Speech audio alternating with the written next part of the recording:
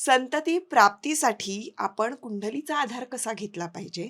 संतती झाल्यानंतर आपण कुंडलीचा आधार घेऊन आपल्या मुलांसाठी उत्तम भविष्य कसं बघू शकतो किंवा त्याबद्दल आपण काय विचार करू शकतो, या संदर्भातलं मार्गदर्शन करण्यासाठी आपल्या स्टुडिओमध्ये पंडित शिवकुमार श्री आलेले आहेत आणि हे पूर्वीसुद्धा येऊन गेलेले आहेत. त्यांनी उत्तम मार्गदर्शन दिलंय.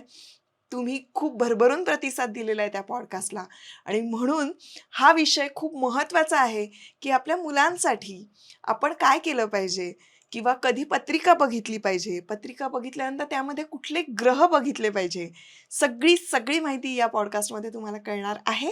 तेव्हा आता शेवटपर्यंत बघत राहा. नमस्कार सर. नमस्कार. पुन्हा आजचा विषय जो आहे तो तुम्ही स्वतः मला म्हणालात की हो. आपण हा करूया आणि याचं कारण असं आहे की तुमच्याकडे असे खूपसे प्रश्न येतात बरोबर आणि हा खूप महत्वाचा प्रश्न आहे. Yes.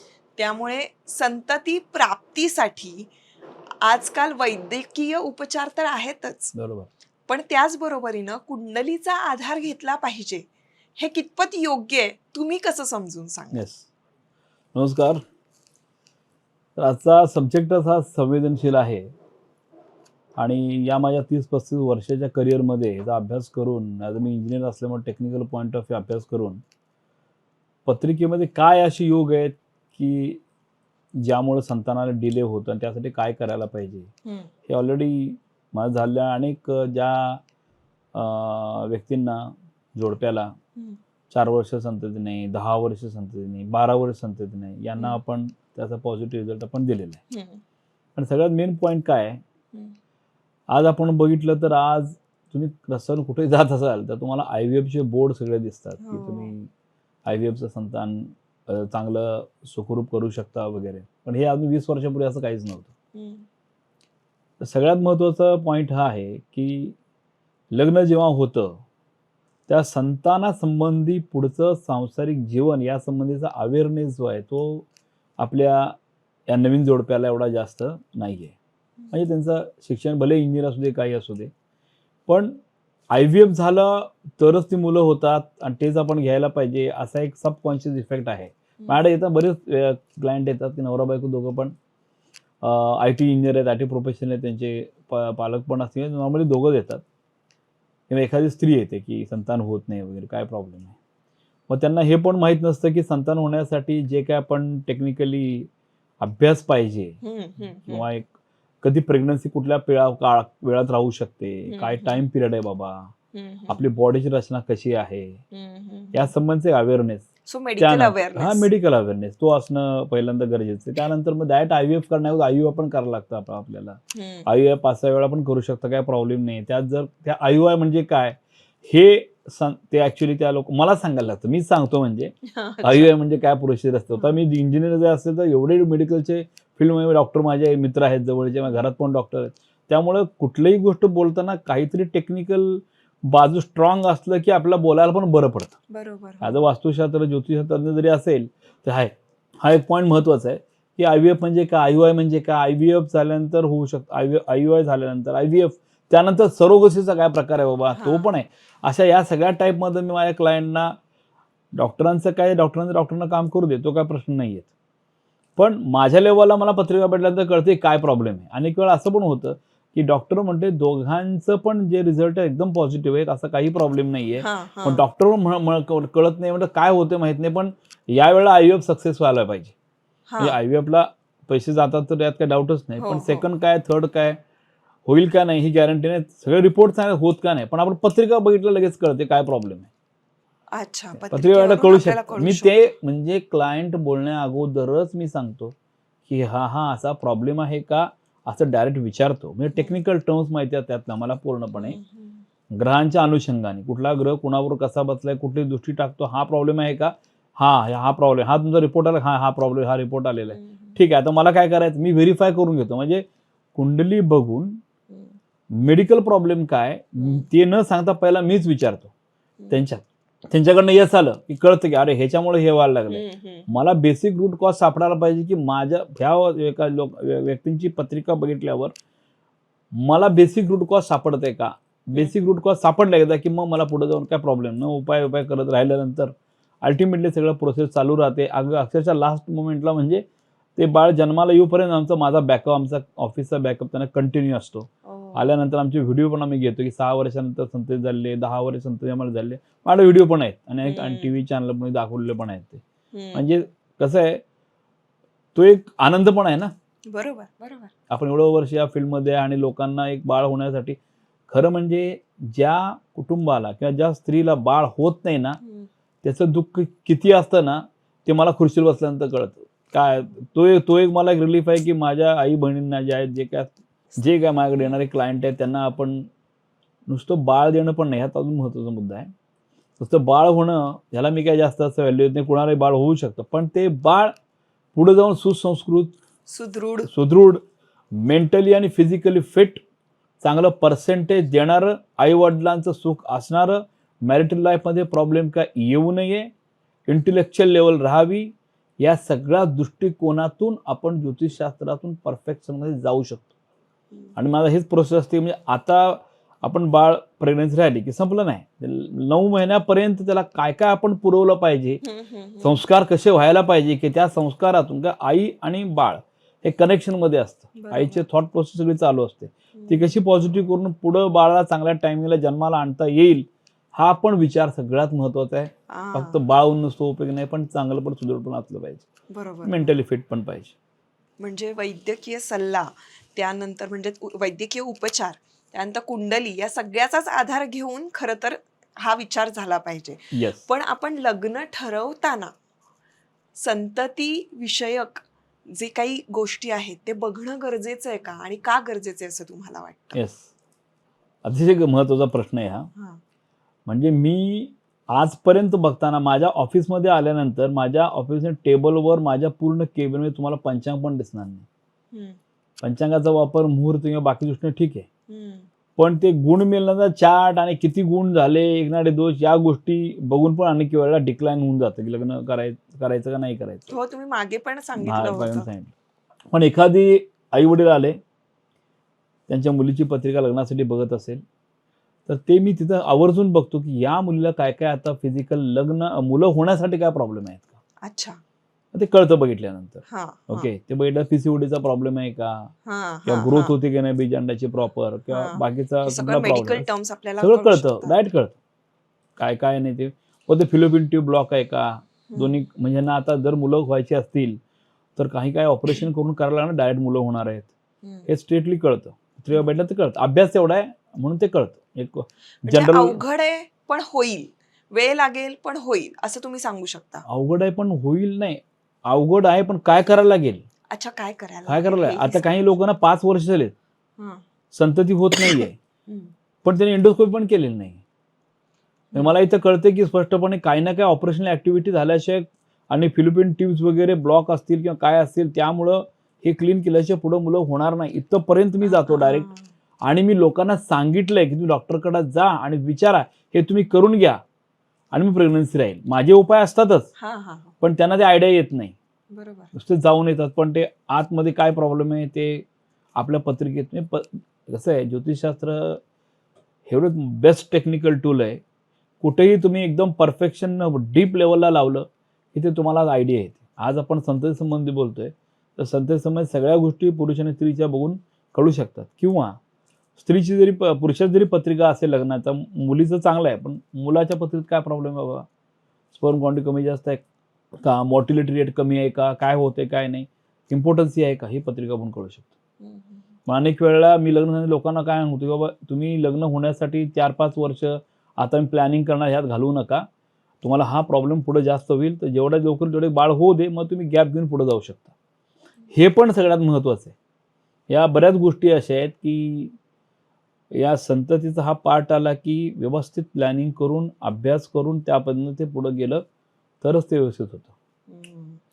आणि पत्रिकेमध्ये कुठला ग्रह आणि कुठलं स्थान हे संततीसाठी मानलं जातं, यासाठी मी तुम्हाला एक चार्ट दाखवतो, म्हणजे ऍक्च्युअली कळायला पाहिजे की नक्की काय आहे.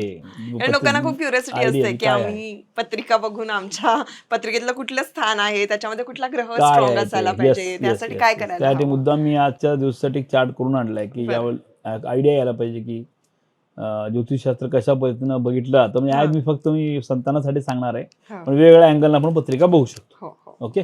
घ्या.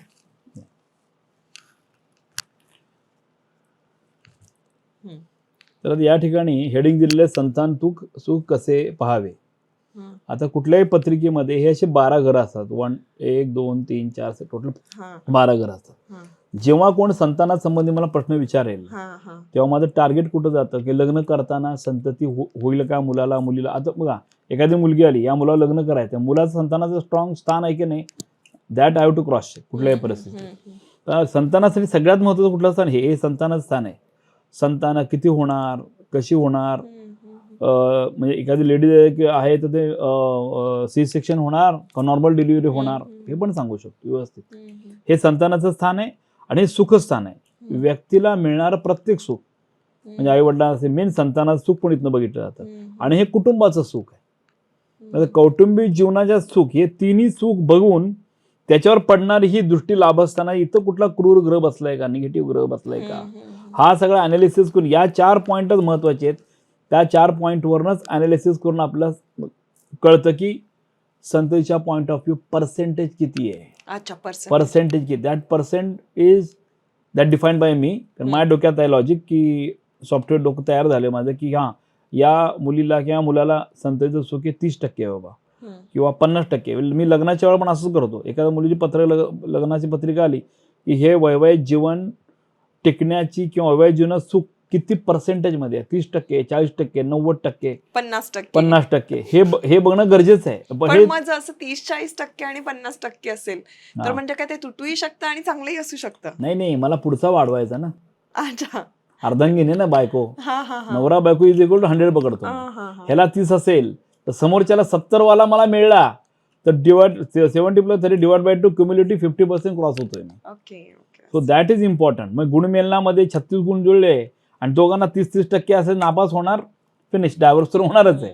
पण ते गुणमेलन नावाचा प्रकार हा 100% चुकीचाच आहे. हे अनेक वेळा मी सांगतो, त्याचा पॉईंट नाही. आता ह्या पॉईंटवर आपण येऊया.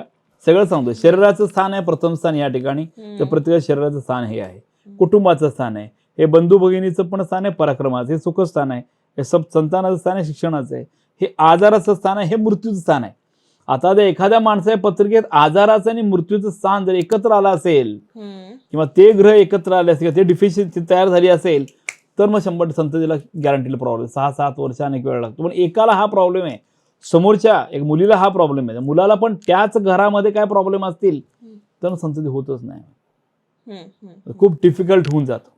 मिसकॅरेज होणे किंवा ऑटिझम होणे, म्हणजे बाळ तयार झाले पण त्याला बोलता येत नाही, वाढ झालेली नाही, मेंदूची वाढ झालेली नाही, हे 2 स्थान पण बघणं खूप गरजेचं असतं. त्याबरोबर हे पती पत्नी स्थान, नवरा बायकोचं स्थान. अनेक वेळेला असं होतं की नवरा बायकोचं स्थान दोघांचं बिघडलेलं आहे की एखाद्या स्त्रीला नवरा बायको पती पत्नी स्थानच बिघडलेलं आहे. त्यामुळे काय होईल, त्यामुळं त्या दोघांचं कॉर्डिनेशन प्रॉपर न झाल्यामुळे संतानाला ढिले होऊन ते पुढे संतान एकत्र राहतात, जगतात, सगळं होतं. पण या 2 प्रॉब्लेममुळे पण संतानाचा प्रॉब्लेम तर नाही. हे जो मी प्रॉब्लेम सॉल्व्ह केला तेव्हा अल्टिमेटली त्याला संतान झालेलं आहे. लॉजिक लावूनच करायला लागतं. हे म्हणजे हे वडिलांचं स्थान आहे, हे लाभस्थान आहे, हे मेन भाग्यस्थान आहे, हे पण सगळ्यात महत्वाचं आहे. वेळ म्हणजे खर्चाचं स्थान, लॉसचं स्थान आहे. पत्रिकेत 3 स्थानं सगळ्यात वाईट, आजाराचं स्थान, मृत्यूस्थान आणि खर्चाचं व्ययस्थान. हे 3 स्थानं जर कुठेतरी खराब झालेली असतील तर सुद्धा त्या संतानावर डायरेक्ट इफेक्ट होतो. कारण लग्न झाल्यानंतर मेन पार्ट काय, तो संतान होणं हा एकच मान इश्यू होऊन जातो. 1-2 वर्ष नाही, 5, 6, 8, 10 वर्ष झाले की ते पॅनिकनेस क्रिएट होतो. मग त्यावेळेला ही 3 स्थानं ऑलरेडी तुमची उद्दीपित झालं असेल, तुम्हाला त्या ठिकाणी प्रॉब्लेम करायला चालू करतात. तर यासाठी मला काय करायला पाहिजे, यांचा प्रभाव करून कुठले ग्रह असे आहेत. संतानासाठी कुठला ग्रह आहे, गुरु आणि शुक्र, हे 2 सगळ्यात महत्वाचे ग्रह आहेत. हे 2 ग्रह चांगले असतील, तेव्हा चांगली दृष्टी पडली असेल आणि त्याचं चांगल्या डिग्रीमध्ये असतील, चांगल्या नक्षत्रात असतील, त्यांच्यात काय ते पॉझिटिव्ह असेल तर संतानाला प्रॉब्लेम येत नाही. आता शुक्राचं बळ जास्त असेल तर मुलींची संख्या जास्त असते. रवी आणि गुरु स्ट्रॉंग असेल तर मुलांची संख्या जास्त असते. म्हणजे असं एक कॉम्बिनेशन खूप, म्हणजे हे बोलायला 2-3 तास त्यामध्ये जाते. त्यामुळे पॉईंट सांगितले की आम्ही कसं बघतो, मी स्पेसिफिकली कसं बघतो. त्यामुळे संततीसाठी हे 3 महत्वाचे आहेत. ते जर बघितले तर आपल्याला आयडिया येते. आता लग्नाच्या वेळेला पण असं होतं की पत्रिका बघितल्या संतान या मुली व्यक्तीला चांगलं आहे की नाही, तर ते आपण लगेच सांगू शकतो. त्या मुद्द्यावर नंतर येऊच आपण. हो. लग्नाचा जो अजून एक म्हणतात की नाडी एक असेल तर संतान व्हायला प्रॉब्लेम होतो, तर हे खरं आहे का? हे तर एक शब्द आहे, तो वापरायला नाही पाहिजे. मी तर थोतांडच म्हणतो त्याला डायरेक्ट. अच्छा. आणि अनेक टीव्ही चॅनल पण बोललेलं आहे की हे काही खरं नाहीये. ते बिचारा मुला मुलींचे लग्न चांगलेच जुळलेले असतात, आई वडील पण तयार असतात, त्यांना पण सगळं मान्य असतं, आणि कोणतरी येऊन म्हणतं की एक नाडी दोष आहे, मुलं होणार नाही. माझ्या घरात माझ्या आई वडिलांचे एक नाडी दोष आहे, खूप जणांचे मी आणि पाहिलेत. एक्सपर्ट आणि हुशार मुलं आहे. माझा भाऊ लंडनला असतो, त्या भावाला पण नवरा बायकोंना एक नाडी दोष आहे, त्यांना पण 2 मुलं आहेत. माझ्या काका आहे, त्या काका काकूंना पण एक नाडी दोष आहे. मृत्यूशराष्ट्र पण आहे, त्यांना पण मुलं वगैरे 3 मुलं आहेत, ते पण व्यवस्थित आहेत.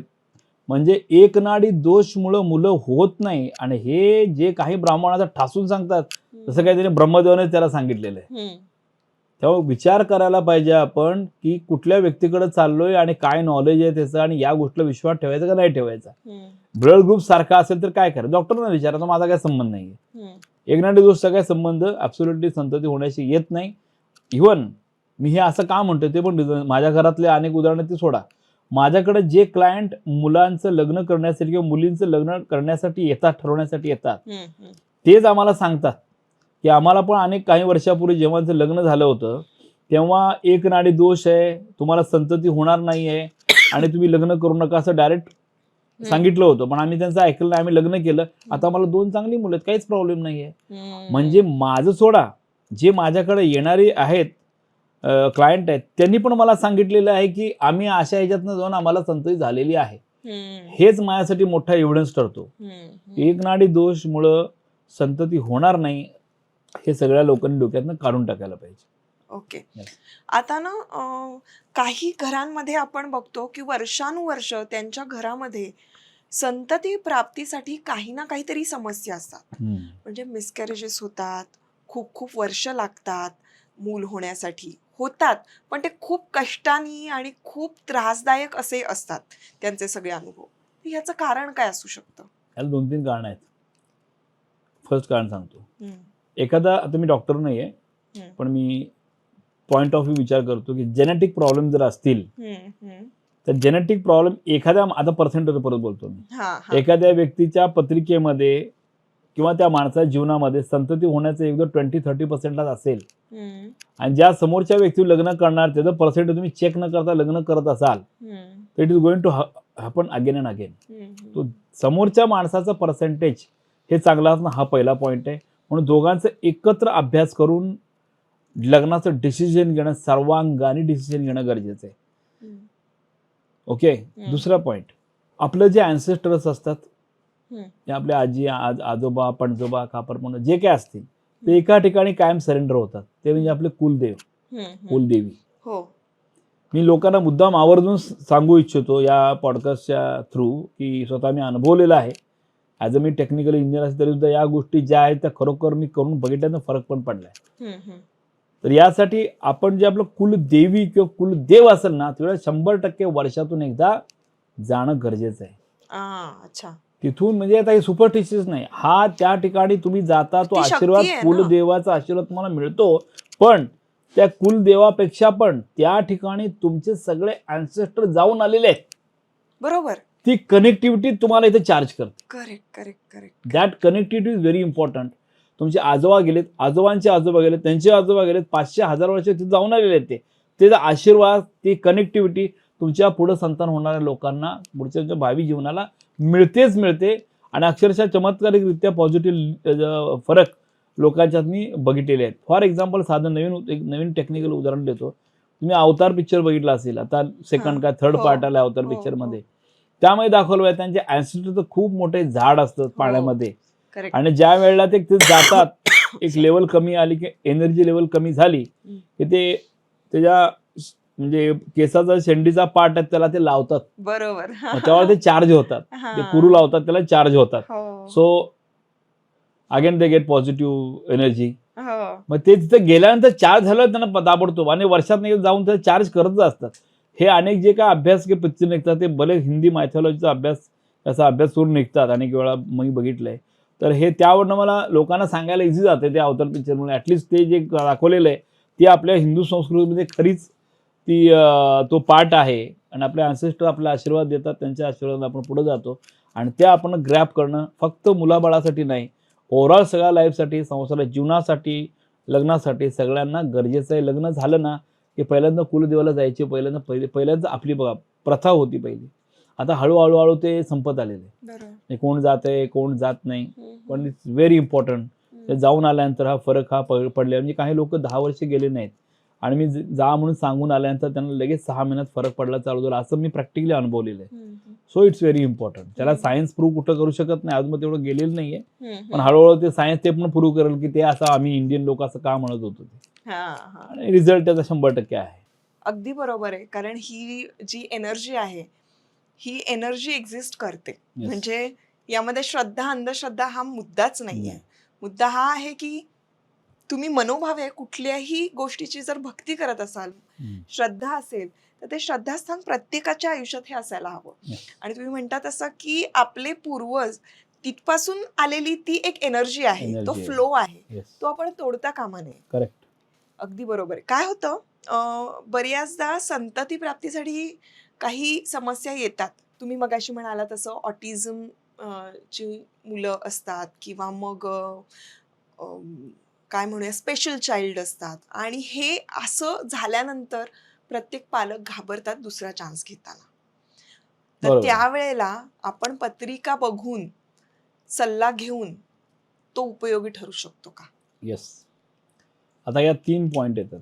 ओके, 3 लोक आहेत इन्व्हॉल्व यामध्ये, आई वडील आणि ते असणारं बाळ. ओके, म्हणजे आताच जे बाळ आहे ते, आता जे बाळ समजा एक ऑटिझमचं बाळ असेल, स्पेशल चाइल्ड आहे, ते 4 वर्षाचं आहे, 5 वर्षाचं असेल किंवा अजून किती वेळ झाला, तर आई वडील घाबरतात किंवा पुढं असं झालं तर मी काय करू. तर त्यावेळेला त्या बाळाची पत्रिका, त्याच्यानंतर येणारं बाळ चांगलं आहे की नाही, का मिसकॅरेज होणार आहे, त्याचं बंधूचं भगिनीचं सुख कसं आहे, ते पहिल्यांदा बघणं गरजेचं. ते कळतं, थर्ड हाऊसवरनं दृष्टी कुठे पडली त्यावरनं ते कळतं. First point. सेकंड, त्या आता काय कोण सफर झालं, ऑटिझमचं बाळ झालं म्हणून पती पत्नी सफर झाले, होत आहेत आता, आणि मेन आई जास्त सफर होते, बाहेर जाऊ शकत नाही. मी ते असे उदाहरणं बघितलेत, ते भयानक पॅनिक गोष्ट असते. तर तेव्हा हे कशामुळे झालं, समथिंग इज देअर, काहीतरी आहे ना पत्रिकेत की ज्यामुळे दोघंही सफर होतात. नॉट अ सिंगल, आई सफर होत नाही, वडील पण सफर होतात बिकॉज ऑफ ऑटिझम. हे दोघांच्या पत्रिकेत बघितले की क्लिअर कळतं की कोणाच्या पत्रिकेत इंटेन्सिटी कमी जास्त आहे आणि कुठल्या कारणामुळे दे आर सफरिंग. तो सफरिंगचा पॉइंट क्लिअर केला एकदा, तर पुढचं होणारं बाळ चांगलं होण्यासाठी आपण प्रयत्न करू शकतो आणि चांगलं बाळ होऊ पण शकतो. असं ॲब्सोल्युटली नाही पहिलं ऑटिझम झालं दुसरं ऑटिझम होईल असं नाही. आपण पत्रिकेत 5म स्थानी संततीचं स्थान आहे. ओके, ते संततीचं स्थान किती बिघडलेलं आहे, त्या स्त्रीला संततीपासून दुःख होण्याचं रिझन काय आहे, काय असे ग्रह आहेत की ज्यामुळे असं बाळ झालेलं आहे, हे पण कशा पद्धतीला आपण इंटेन्सिटी निगेटिव्हिटी कमी करू शकतो, किंवा त्या वडिलांच्या पत्रिकेत काय असा दोष आहे की त्यांना पण सफर व्हायला लागतंय, हे ग्रहावरनं कळतंच, तुम्हाला तरी कळतं. ते कळून मग मी ते उपाय देऊन टाकतो आणि त्या पद्धतीनं पुढच्या संताने चांगलं, म्हणून काय म्हटलं मी, संतान होणं हे महत्वाचं नाहीये. आता पुढचं पण जे संतान आहे आफ्टर ऑटिझम, ते चांगलं होण्यासाठी डेअरिंग करत नाही का, नंतर ती गॅरंटीच असत नाही. त्यामुळे आपण हे करून चांगलं संतान होण्यासाठी गॅरंटेडली त्याला आपण उपाय देऊन चांगलं संतान होण्यासाठी प्रयत्न करून चांगलं संतान होऊ पण शकतं. त्यामुळे सगळ्याला अशा लोकांना मला सांगायचं आहे की जर ऑटिझम असेल तर पुढचं चाइल्ड घ्यायचं का नाही असं विचार न करता, कारण नंतर माझ्या लोकं असे पण आहेत की त्या मुलाचं वय 15 झालं आणि 16 झाल्यानंतर तेव्हा ते मनस्ताप करून घेतात की आपण तेव्हा जर विचार केला असता अजून एक बॅक टू बॅक झाला असतं, पण तो पण वेळ गेलेली असते. बरोबर बरोबर. आणि माझं जर स्पष्ट म्हणणं सगळ्यांना असं आहे की एकपेक्षा एकाला एक दुसरं संतान असणं सगळ्यात महत्वाचं. मिनिमम 2 संतान हे पाहिजे असं मला सांगायचं आहे. किंवा एक तरी सिबलिंग असल्यामुळे त्यांना भावाचं बहिणीचं एकत्रचं ते एकाकीपणा जो आहे तो जाऊन एकत्र कोण ना कोण असेल तर त्यांचं ते लाईफमध्ये शेअरिंग हे आपण इमॅजिन नाही करू शकत. ते आत्ताच आहेत, मोठे होईपर्यंत कायम एकमेकावर राहतात. आणि एखाद्याला जर काय प्रॉब्लेम किंवा काय झाला तर सपोर्टला दुसरा कोणतर काय उभारतो. समजा ॲट द एज ऑफ 60 ज्या नवरा बायकोंचे 60 आहे आणि त्या बाळाचं वय अप्रॉक्सिमेट 40-35 वर्ष, त्यावेळेला त्याला काय तर प्रॉब्लेम झाला तर त्यांना हे प्रेशर असते आम्ही गेले त्याच्याकडून कोण बघणार. नो वन केअर, कुणी बघू शकत नाही. म्हणून कोण ना कोण असेल ब्लड रिलेटिव्ह, शेवटी ब्लड रिलेटिव्ह असतात, तेव्हा तो फरक पडतो. त्यामुळे हे ऑटिझमचा पण पार्ट असतो ते, किंवा नॉर्मल जरी चाइल्ड झालं ते गॅप चांगला ठेवून त्यामध्ये संतती 2 होणं हे गरजेचं आहे. अनेक वेळा आता माझ्याकडे जे लोक येतात ना, यांचा मुलगा असतो अब्रॉडला गेलेला आहे, तिकडे सेट झालाय, ॲब्सोल्युटली बघायला कोण नाहीये. मी ज्या ठिकाणी भांडरगडवर राहतो, प्रभातवाडीच्या एरियामध्ये, मोस्ट जी लोक आहेत ते बऱ्यापैकी वयस्करच लोक आहेत. माझ्या समोर असं उदाहरण आहे की ते मुलगा US ला गेला, त्याचे आई वडील वारले, त्यांना ते कळवलं, पण तिथे येऊ नाही शकत आहेत ते. म्हणून त्यांनी शेजारच्यांना हे केले, आम्ही आता येऊ शकत नाही, आम्ही नंतर येतो, क्रियाकर्म काय तुम्ही करून टाका. तुम्ही पेपर पण वाचता की सिंगल चाइल्ड असलेल्या लोकांचं नंतर त्यावेळेला काय वाटतं, एक आहे ठीक आहे, पण नंतर त्यांचं लाईफ चालू होतं ना नंतर ठराविक काळानंतर, मग तेव्हा त्यांची काळजी घेणार पण कोण असतच नाही. मग त्यासाठी आपलं एकाला 1, 2, 3 काही मला काय मी त्या सांगायला हे करत नाही, हेजिटेट नाही करत आहे, कारण आपलं संतती हीच आपली खूप मोठी ताकद असते, तेच तुमचं फ्युचर असतं आणि त्यातच तुमचं लाईफ आनंदाने जगू शकता. आणि त्यात वेगळा तो सांसारिक आनंद तो वेगळाच असतो. त्यामुळं इट इज मोस्ट इम्पॉर्टंट की मिनिमम 2 तरी चाइल्ड असणं गरजेचं आहे, की हे ऑटिझम म्हणा किंवा मिडलमध्ये कुठल्या मुलाला काय बाळा त्रास झाला, कोण नाही, बॅकअपला त्याची काळजी घेणार पण कोण असतो आणि तुम्हाला पण एक मानसिक सपोर्ट कायम असतो. हो, कारण आजकाल लोकांना रिस्पॉन्सिबिलिटी नको आहे, त्यांना त्यांचं आयुष्य जगायचं नाही, काय नाही मी जगू शकत. त्यामध्ये त्यांचं काय होतं मला बघतं नंतर शेवटी. कॅपेबिलिटी असेल तर 100% ते करावं. कारण ज्या लोकांना रेकॉर्डिंग मध्ये नाही बोलत, ज्यांना 3-4 मुलं आहेत ना, त्यांचं लाईफ कसं आराम बघितलं आणि ते कम्पेअर करतो मी. बरोबर. पण जे लोक आता ऑलरेडी आहेत त्या लोकांना ते इट्स मोस्ट इम्पॉर्टंट मेसेज. आणि आपल्या भारताच्या संस्कृतीच्या, भारतीय लोकसंख्येच्या पॉईंट ऑफ व्ह्यू पुढचं जे फ्युचर आहे, हिंदुइझमचं पॉईंट ऑफ पण आपण आता हिंदू संपत चाललेलो आहे, ते अजून एक 20-25 वर्षांनी तो प्रॉब्लेम होऊन बसेल. बरं, पुढचा प्रश्न असा की बऱ्याचदा लहान जेव्हा बाळं असतात, 1-1.5-2 वर्षाची झाली की ओव्हर ऍक्टिव्ह होतात. म्हणजे हायपर ऍक्टिव्ह मी म्हणत नाही, कारण ते मेडिकल टर्म आहे, पण ते हायपर ऍक्टिव्ह पर्यंतच्या त्यांच्या काही गोष्टी असतात की त्यांची एनर्जी मॅच करता येत नाही पेरेंट्सला. पालकांना खूप काळजी वाटते. काही जण खूप बोबडी बोलत असतात, काही जण बोलतच नाहीत खूप वेळ, काही जण चालत नाहीत, असे खूप वेगवेगळे मुद्दे असतात. तर अशा वेळेला पत्रिकेचा आधार घेऊन आपण काय करू शकतो? हा सगळ्यात महत्वाचा पॉइंट आहे. आणि असे लोक माझ्याकडे कायम येतातच. म्हणजे दर आठवड्याला 4-5 लोक तर असे असतातच. म्हणजे सांगायचा उद्देश काय की जेव्हा एखादं बाळ 2 ते 3, 4 वर्षापर्यंत ओव्हर ऍक्टिव्ह असतं, एका ठिकाणी शांतच बसत नाही, ते कंटिन्यू पडतं उठतं, म्हणजे नॉनस्टॉप त्याला कोणी माणसानं लक्ष द्या नक्की करतोय काय, का प्रॉब्लेम तर होणार नाही ना वगैरे. त्यामुळं त्यांना शंका येते की बाकीची मुलं मात्र, आणि शाळेत पण तसं, शाळेत पण ओव्हर ऍक्टिव्ह, तिथे पण काही ना काही गडबड घोटाळा, मग ते कंप्लेंट आलं का होतं की तुमचं बाळ असं करतं तसं करतं, मग ते प्रेशरमध्ये येतं, माझ्या मुलामध्ये काही प्रॉब्लेम तर नाही ना, पुढे फ्युचर काय होणार आहे. आणि काही लोक कुणाकडे जायचं म्हणून घाबरून बसतात. त्यासाठी महत्त्वाचं एक्सपर्ट माणसाकडे जाणंच पहिलं गरजेचं आहे. अनेक वेळा असं होतं की जे ग्रह असतात ना, एवढे पॉवरफुल असतात, त्यांची पत्रिका मी स्वतः बघितलेलं आहे की असं ओव्हर ऍक्टिव्ह झालं, मी 30 वर्षाला बघतोय, बघितलं पत्रिका लगेच कळत, अरे तर खेळाडूची पत्रिका आहे, हा तर बॉक्सिंग मध्ये चॅम्पियन होण्याची पत्रिका आहे. म्हणजे तुम्ही आत्ताच्या जाऊ नका, म्हणजे IAS ऑफिसर होणार आहे, हा तर हा IPS ऑफिसर होणार आहे, हा मिलिटरीमध्ये टॉप पोझिशन राहणार पत्रिका आहे ही जी. मी त्यांना म्हणतो तुम्ही खेळा घाबरत आहे, ही पत्रिका जेवढी स्ट्रॉंग आहे त्याची, ते मुलाचे पाय पाळण्यात दिसतात असं आपल्या मराठीत म्हण आहे, हे आपण इथं बरोबर लागू करू शकतो. त्यामुळे ते लहान असताना जर ते ओव्हर ऍक्टिव्ह जर वाटत असेल तर पत्रिकेतून ते कन्फर्मेशन करून टाकतो आपण की नक्की कशामुळे होते. पुढचं फ्युचर स्ट्रॉंग आहे त्याचं, आता स्ट्रॉंग आहे तर तो नक्की काय होणार आहे, गव्हर्नमेंट जॉब मध्ये जाणार आहे का, बिझनेस मध्ये मोठा होणार आहे का, कुठला खेळाडू मोठा होणार आहे का, फिजिकली जास्त स्ट्रॉंग आहे का, मेंटली जास्त स्ट्रॉंग आहे, दॅट वी कॅन टेल हे नक्की कशामुळे. मग त्यांना सांगतो बाबा 5-6 वर्ष त्याला कुठल्या तरी अशा कोर्सला किंवा खेळात त्याला इनरोल करा की बॉक्सिंगला लावून टाका, कराटे करू दे, किंवा अजून त्याला कुठले वैयक्तिक खेळ करू दे.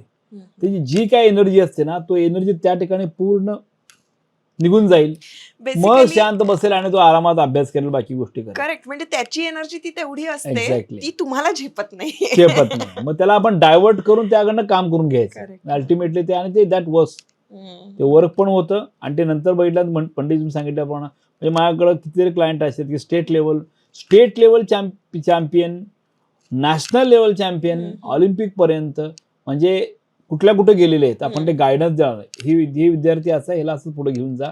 रोईंग मध्ये असेल किंवा पिस्टल मध्ये असेल, रायफल मध्ये असेल, मलखांब मध्ये असतील. माझे नॅशनल चॅम्पियन झालेत, ज्यांना मी पहिलं सांगितलं तुम्ही असं करा, ते त्या लेवलला गेलेले आहेत.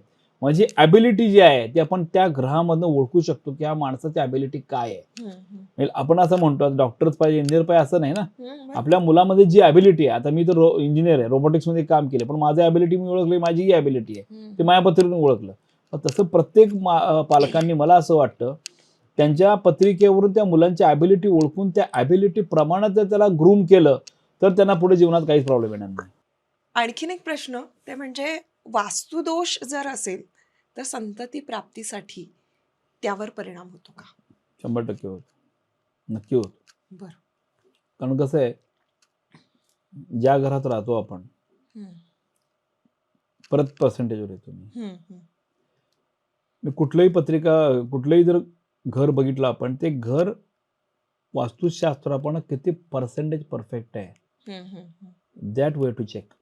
किती मोठा पॅलेस आहे किंवा 10 बाय 10चा रूम आहे, काय संबंध नाही. पर्सेंटेज ऑफ वास्तू किती आहे, that should be more than 50%. Okay. मध्ये एक्सपर्ट ओपिनियन करणं, प्रत्येक माणूस स्वतःच्या ह्याच्यानं सांगू शकतो.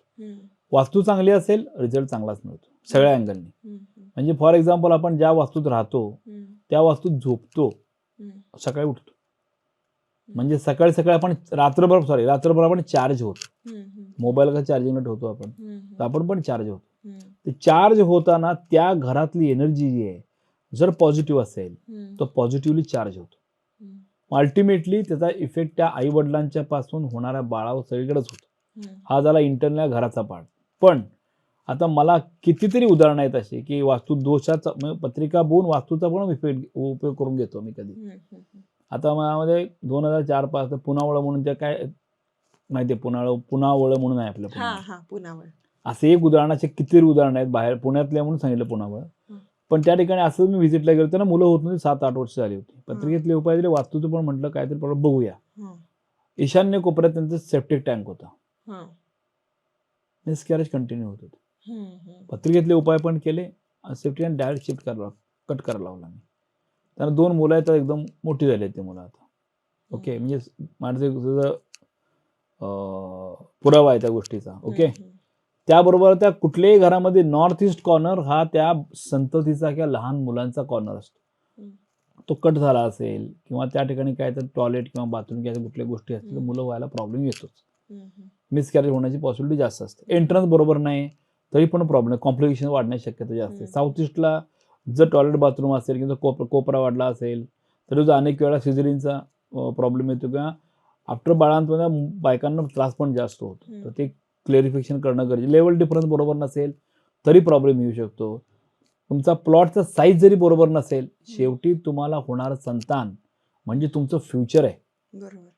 ते फ्युचरच तुम्ही त्या घरामध्ये निगेटिव्हली ऑपरेट होतोय तर चांगला इफेक्ट कसा मिळणार. बरोबर. म्हणून काही गोष्टी ज्या आहेत त्या वास्तूच्या अनुषंगानं बघणं गरजेचं संततीच्या पॉईंट ऑफ व्ह्यू. इव्हन आता एखादी गरोदर बाई आहे, तिने कुठं झोपायला पाहिजे की ज्यामुळं तिला आजार पण कमी येईल. औषधं गोळ्या कुठल्या कोपऱ्यात ठेवायला पाहिजे, तर कमीत कमी औषधं वापरून त्या व्यक्तीची प्रकृती कायम चांगली राहील. कलर कॉम्बिनेशन काय वापरलं पाहिजे. आता 2-4 रूम आहेत, कुठल्या कोपऱ्यात तिने झोपायला पाहिजे, कुठली रूम प्रिफर करायला पाहिजे. एकच बेडरूम आहे, आता आग्नेय कोपऱ्यात बेडरूम आहे, आता मग काय करणार, काढू तर शकत नाही. कारण प्रेग्नन्स लेडीज मॅक्झिमम झोपूनच असतात ना रूम मध्ये आत, किंवा छोटी 3-4 महिन्याचा पार्ट असं असतो. त्यावेळेला एनर्जी लेवल पण चांगली राहावी म्हणून वास्तुशास्त्राप्रमाणे काही गोष्टी असतात त्या आम्ही स्पेसिफिकली देतो वास्तूमध्ये की ज्यामुळे तो फरक 100% पडतो त्यांच्यावर. इव्हन आईचं मला सांगितलं मी की आईचं जे मन असतं ते बाळाला डायरेक्ट कनेक्टेड असतं. त्यामुळे तिनं जेवढं पॉझिटिव्ह थॉट प्रोसेस मनात चालू असेल किंवा स्पिरिच्युअलिटी ती डेव्हलप करेल किंवा चांगले विचार करेल त्याचा इफेक्ट डायरेक्ट त्या बाळावर तो आता जगात सगळ्यांना चक्रव्यूहाचं उदाहरण अभिमन्यू देतात. ते कॉमन उदाहरण झालं की ते अभिमन्यूनं ते ऐकलं आणि खरी सत्य परिस्थिती आहे, ते खोटी नाही आहे. हे सांगायचा उद्देश काय की मी बघितलंय की कशा पद्धतीनं आपण काय मंत्र दिल्यानंतर गर्भरक्षा मंत्र असतात किंवा त्या शिल्ड तयार व्हायला पाहिजे, त्या बाळाला पुढे जाऊन त्याचं वाढ होताना प्रॉब्लेम नाही पाहिजे. तर आईच आजारी पडली, आई आजारी पडलं तर बाळाला पण इन्फेक्शन व्हायला नाही पाहिजे. या दृष्टीकोन त्याला आपण कशा पद्धतीनं प्रोटेक्ट करू शकतो आपल्या मंत्रांच्या थ्रू किंवा बाकीच्या उपायांच्या थ्रू. प्री मॅच्युअर बेबी होऊ नये म्हणून या बऱ्याच गोष्टी आहेत. त्या गोष्टी या प्रोसेसमध्ये, ह्या माझ्या प्रोसेसमध्ये कायम असतं की नुसतं संतान नाही आहे, ते संतान व्यवस्थित आईवडिलांना त्रास न होता व्यवस्थित वेळेवर बाहेर यायला पाहिजे आणि त्यामुळं त्याचं आयुष्यात पुढं ग्रोथ व्हायला पाहिजे. उलटं ते संतान आले आणि त्याच्या पायगुणामुळे आईवडिलांची ग्रोथ होते. एवढी पॉवरफुल पत्रिका ती तयार व्हायला पाहिजे. पत्रिकाच तयार व्हायला पाहिजे. ग्रह कॉम्बिनेशन आहे ना, त्या बाळा तेवढं स्ट्रॉंग व्हायला पाहिजे की ज्यामुळे आईवडिलांचं काय दुःख निघूनच जायला पाहिजे, प्रॉस्पेरिटीच यायला पाहिजे. बरोबर. हे पण आपण त्याप्रमाणे करू शकतो. बरोबर. आता मुलांची पत्रिका कधी बघावी, म्हणजे अगदी जन्माला आल्यानंतर आपण कुंडली काढू शकतो का, किंवा केव्हापासून बघावी? काही जण म्हणतात 5 वर्ष होईपर्यंत बघू नये वगैरे. तुमचं काय मत आहे? हे सगळं अंधश्रद्धा आहे, कळलं का? आपण विज्ञानाच्या युगात वाढतोय. आता ते ऑलरेडी फिजिकल फिट आहे, 1.25 महिन्यापर्यंत चांगलं आहे, व्यवस्थित आहे, कुठला आजार बिजार काही नाही आहे वगैरे. 1.25 महिन्यानंतर मला लोक दाखवतात 5 वर्ष पत्रिका दाखवू नका, तुमचा हात तुम्हाला कोणी दाखवू नका, असं आम्हाला कोणी ब्राह्मणाने सांगितलं. तुम्हाला तुमच्या वयाच्या 10व्या वर्षाची पत्रिका बघू नका, असं लोक घाबरून बघत नाही. ही म्हणायचं अंधश्रद्धा. ओके, तुम्ही असं म्हणता का की आता बाळ झालंय ना, आता 5 वर्ष डॉक्टरकडे जाऊ नका, चालणार नाही असं म्हणतो का आपण? दाखवायला जायलाच पाहिजे ना. तुमचं म्हणणं की मार्गदर्शन महत्वाचं आहे. मार्ग तेव्हा तुम्हाला पत्रिका बघितल्या लगेच कळतं हा बिझनेसमॅन होणार आहे का जॉब करणार आहे, हा खेळाडू होणार आहे काय होणार आहे, इंटेलेक्च्युअल लेवल किती घ्यायची. बरोबर. 90% मुलगा आहे का 80% मुलगा नापास होणारा मुलगा आहे, लगेच सांगू शकतो मी. लगेच बघितल्या 2 सेकंदात मी सांगतो की पर्सेंटेज किती पडू शकतो या मुलाला. डायव्हर्स होणार आहे का सिंगल राहणार आहे, पुढे तिथं काय असणार आहे, आउट ऑफ इंडिया जाणार आहे, ज्या ठिकाणी जन्माला त्याच शहरात राहणार आहे का बाहेर राहणार आहे, आई वडिलांपासून लांब राहणार आहे का. सगळ्यात महत्वाचं, जेव्हा एखादा बाळा जन्म झाला मला कळतं की आई वडिलांपासून लांब राहणार आहे, त्यांना सांगू तयारीला लागा, 4 वर्षांनी अजून बाळ पाहिजे आपल्याला. कारण हे वाईट काय नाही होणार, पण तुम्ही जे विचार करता हे आपल्याकडेच राहणार. आपण एक जे ड्रीम तुमच्या मनामध्ये आहे ते नंतर तुम्ही वेगळे राहणार आहे. पण तुम्हाला असं असेल तर तुम्ही एक बाळ चाइल्ड राहू शकता, पण तुम्हाला असं वाटेल नाही आपलं बाळ आपल्याला राहायला पाहिजे, तर you can try again once again, असं पण त्यामध्ये आहे. म्हणून बाळाचं पत्रिका लहान असतानाच, म्हणजे एक 4-5 महिने तरी चालेल, ते बघितलं तर आपला आयडिया येते. त्याला काय बाळाला घेऊन यायची गरज नाही, काय नाही. त्या घरातलं कोणी येऊ शकतो, तुम्ही मला काही वाटेल ते क्वेश्चन विचारू शकता, फ्युचर प्लॅन करू शकता की ज्यामुळं तुम्हाला लहान असतानाच कळतं हा गायक होणार आहे का, हा पिक्चरमध्ये ऍक्टिंग करणार आहे का, हा खेळाडू होणार आहे का. तुम्हाला काय माहितीच नाही, ब्लँकली तुम्ही त्याला इंजिनिअरला घालून टाकलंय, ब्लँकली डॉक्टरला घातले, अरे पण त्याला व्यवसायात घ्यायचीच नाही, डॉक्टरला घालून उपयोग काय. आता तुम्हाला काय करायला पाहिजे, त्याला हे लहान असतानाच एक मास्टर प्लॅन तयार झाला ना की तुम्हाला त्याला वाढवण्यासाठी इझी होऊन जातं. लहान असून त्याला व्यवस्थित तुम्ही परफेक्ट प्लॅनने पुढे घेऊन जाऊ शकता. अगदी बरोबर. तर आता लग्नाचा जेव्हा विचार येतो तेव्हा मी पत्रिका बघतो, तेव्हा समजा एखाद्या माणसाचे गुण जुळलेत 8च, पण मला कळतं की या व्यक्तीला होणारी संतती ही इंजिनियर किंवा 90% जास्त मार्क असणारी संतती असणार आहे, दोघांनाही नवरा बायको. म्हणजे आपण लग्न करताना हा एक पॉइंट मी अजून ऍड करू इच्छितो की त्याला आता एखादी स्त्री आहे, एखादी मुलगी आहे, लग्न करायचं आहे समोरच्या एखाद्या व्यक्तीबरोबर, तर इंटेलेक्च्युअल व्यक्तीला जन्म देण्याची पत्रिकेचा जो योग आहे का, तो एक ॲडिशनल पॉईंट मी बघत असतो.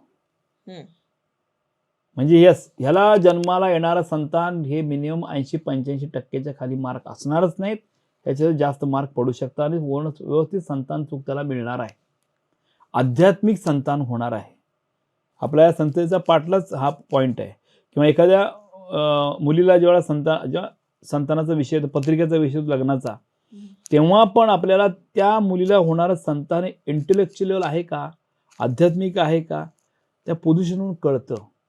म्हणून लग्न करताना पण हा महत्त्वाचा मुद्दा आहे की आज संतानाचा आज आपला एपिसोड आहे, तर संतानाच्या पॉईंट ऑफ व्ह्यू लग्न करण्या अगोदरच आपण दोघांना होणारं संतान जे आहे सुदृढ आणि इंटेलेक्च्युअल म्हणतो, मी 80-90% म्हणतोय, हे अगोदरच आपण प्लॅन करू शकतो, ज्यामुळं हा संतानाचा जो पुढं सब्जेक्ट उगवणार आहे तो काही पुढे येणार नाही.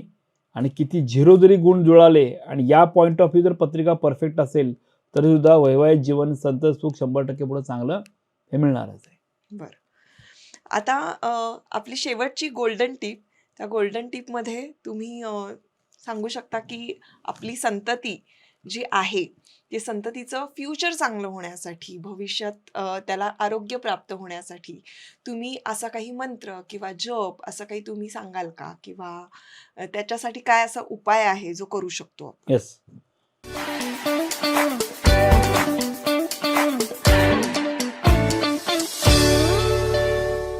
सगळ्यांच्या घरात मोबाईल आहे, सगळ्यांना टीव्ही पण आहे, बरोबर आहे.